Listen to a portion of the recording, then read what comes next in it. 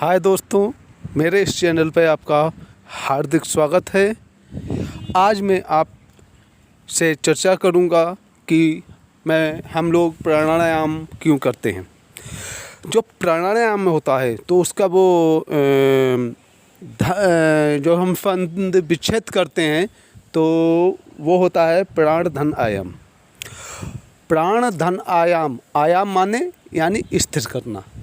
तो हम उनको अपने प्राणों को आराम देते हैं। वैसे हमारे जो फेफड़े होते हैं तो फेफड़ों में कम से कम 6000 छिद्र होते हैं और उन 6000 जो छिद्र होते हैं तो उनमें ऑक्सीजन का पहुंचना बहुत ज़रूरी होता है। लेकिन हम चाहे जितना भी काम करें, चाहे जितना भी भागा दौड़ी करें, चाहे जितना लोग कहते हैं कि सवेरे उठ के टहलना चाहिए या वो दौड़ना चाहिए, तो हम अगर दौड़ते भी हैं, टहलते भी हैं सवेरे उठ के, उसके बावजूद भी हमारे जो छिद्र हैं फेफड़ों के 6000 छिद्र, तो उनमें से कम 1000 1500, बहुत ज़्यादा अगर होगा तो 2000 छिद्रों में हम ऑक्सीजन तक पहुंच पाती है वहाँ तक। जो हमारे जो 4000 जो छिद्र होते हैं वो उसमें कार्बन डाइऑक्साइड बनी रहती है। अब हमको ये जानना है कि ऑक्सीजन क्या काम करती है और कार्बन डाइऑक्साइड क्या काम करता है। तो ऑक्सीजन हमको ताजगी से भरपूर करती है और जबकि कार्बन डाइऑक्साइड हमको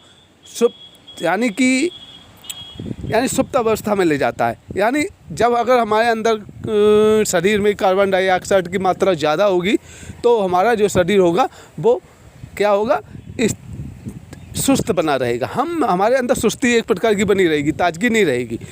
क्योंकि अगर हम दिन में सोते हैं, अगर हम दिन में सो रहे हैं तो हमको नींद नहीं आएगी जिस तरह से हमको रात में आ जाती है। उसकी वजह यह है कि रात में जो कार्बन डाइऑक्साइड की मात्रा बढ़ जाती है और ऑक्सीजन की मात्रा कम हो जाती है, तो हम रात में सो जाते हैं, दिन में उसके हिसाब पे नहीं सो पाएंगे और सवेरे हम उठ जाते हैं। क्यों उठ जाते हैं? क्योंकि सवेरे जब वो प्रातः काल में ऑक्सीजन की जो मात्रा होगी वो बढ़ जाती है।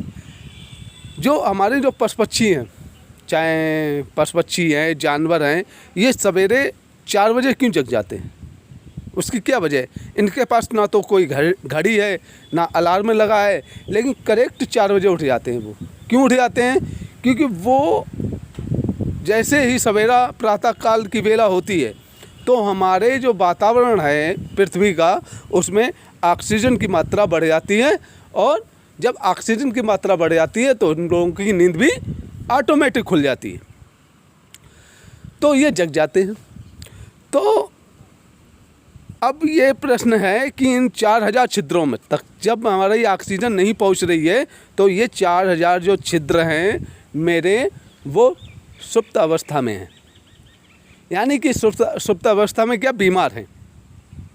तो हमें प्राणायाम से हम इसलिए ही करते हैं कि इन ज़्यादा से ज़्यादा छिद्रों तक हम ऑक्सीजन को पहुंचा पाएँ।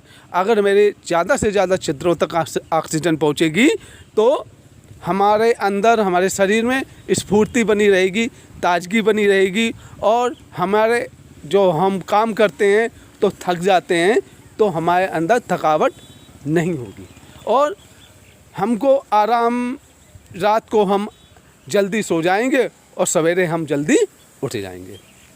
उसकी वजह एक ये होती।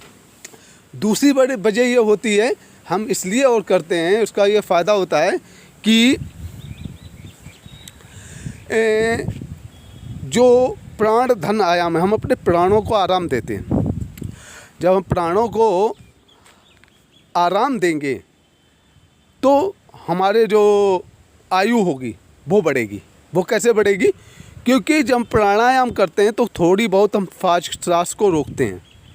यह प्राणायाम का एक सिस्टम है कि सांस को रोकना। और अगर हम सांस को रोकते हैं 10 सेकंड, 30 सेकंड या एक मिनट, जैसे हमारी प्रैक्टिस बढ़ती चली जाती है हम सांस को रोकना सीख जाते हैं और यह वो मेरी हैबिट में आ जाती है। क्योंकि पुराने ज़माने में के जो ऋषि मुनि हुआ करते थे वो 1-1 घंटा सांस रोक के बैठे रहते थे। वो क्यों? वो फिर बाद में प्राणायाम करते थे, उनकी ये हैबिट बन जाती थी और फिर वो बाद में क्या होता था, उनकी आयु बढ़ती थी और वो बहुत सालों तक जीवित रहते थे। अपने यहाँ इस समय आयु क्यों कम हो रही है, उसकी वजह केवल एक ही है, वो है कि प्राणायाम का लोग बहुत कम करते हैं, टहलने में ज़्यादा रुचि रखते हैं।